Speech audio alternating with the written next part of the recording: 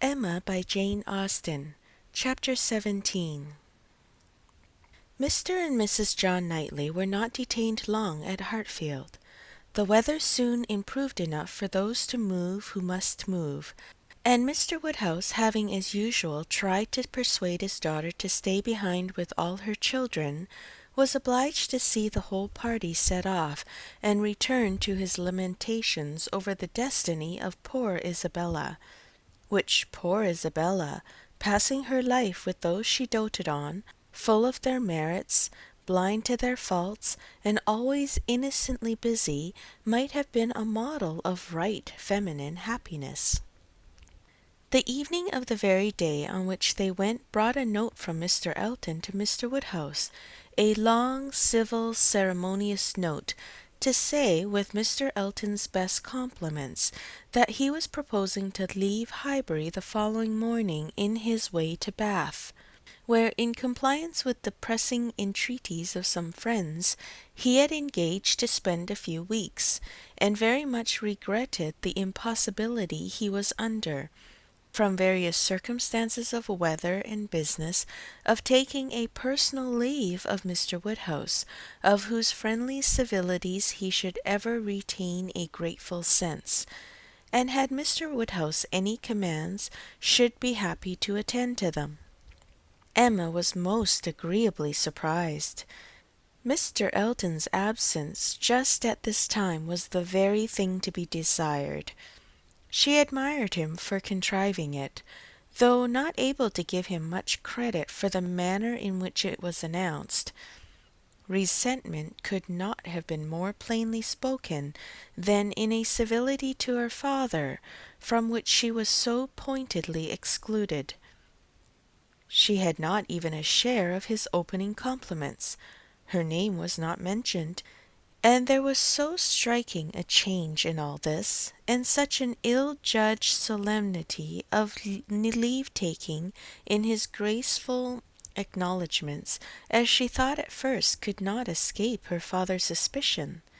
It did, however. Her father was quite taken up with the surprise of so sudden a journey, and his fears that Mr. Elton might never get safely to the end of it, and saw nothing extraordinary in his language. It was a very useful note, for it supplied them with fresh matter for thought and conversation during the rest of their lonely evening. Mr. Woodhouse talked over his alarms, and Emma was in spirits to persuade them away with all her usual promptitude. She now resolved to keep Harriet no longer in the dark. She had reason to believe her nearly recovered from her cold, and it was desirable that she should have as much time as possible for getting the better of her other complaint before the gentleman's return. She went to Mrs. Goddard's accordingly the very next day, to undergo the necessary penance of communication, and a severe one it was.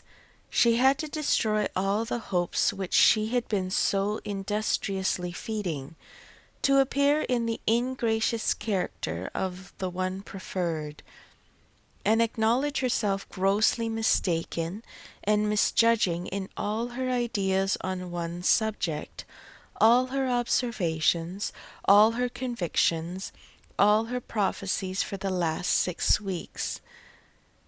The confession completely renewed her first shame, and the sight of Harriet's tears made her think that she should never be in charity with herself again.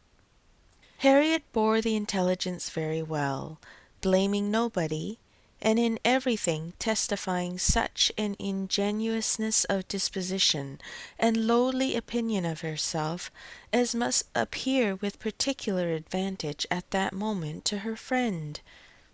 Emma was in the humour to value simplicity and modesty to the utmost, and all that was amiable, all that ought to be attaching, seemed on Harriet's side but her own.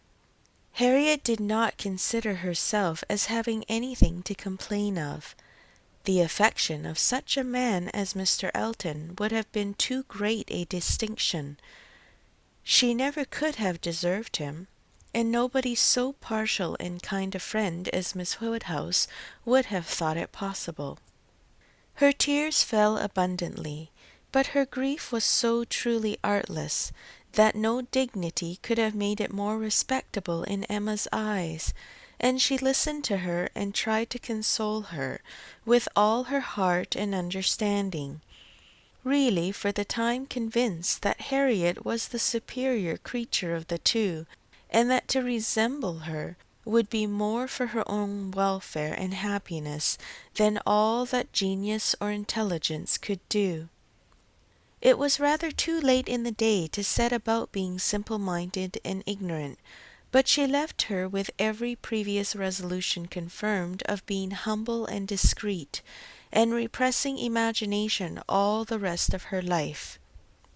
Her second duty now, inferior only to her father's claims, was to promote Harriet's comfort, and endeavour to prove her own affection in some better method than by match-making.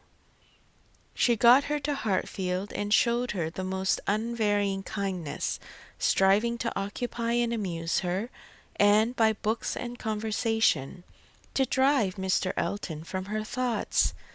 Time, she knew, must be allowed for this being thoroughly done, and she could suppose herself but an indifferent judge of such matters in general, and very inadequate to sympathize in an attachment to Mr. Elton in particular. But it seemed to her reasonable that at Harriet's age, and with the entire extinction of all hope, such a progress might be made towards a state of composure by the time of Mr. Elton's return, as to allow them all to meet again in the common routine of acquaintance, without any danger of betraying sentiments or increasing them. Harriet did think him all perfection, and maintained the non-existence of anybody equal to him in person or goodness, and did in truth prove herself more resolutely in love than Emma had foreseen. But yet it appeared to her so natural, so inevitable to strive against an inclination of that sort unrequited, that she could not comprehend its continuing very long in equal force.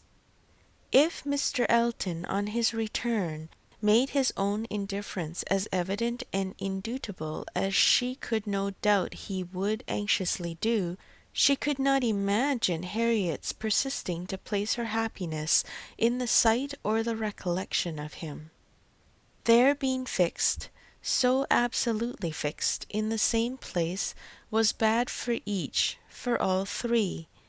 Not one of them had the power of removal, or of effecting any material change of society.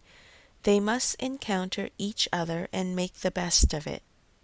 Harriet was farther unfortunate in the tone of her companions at Mrs. Goddard's, Mr. Elton being the adoration of all the teachers and great girls in the school, and it must be at Hartfield only that she could have any chance of hearing him spoken of with cooling moderation or repellent truth.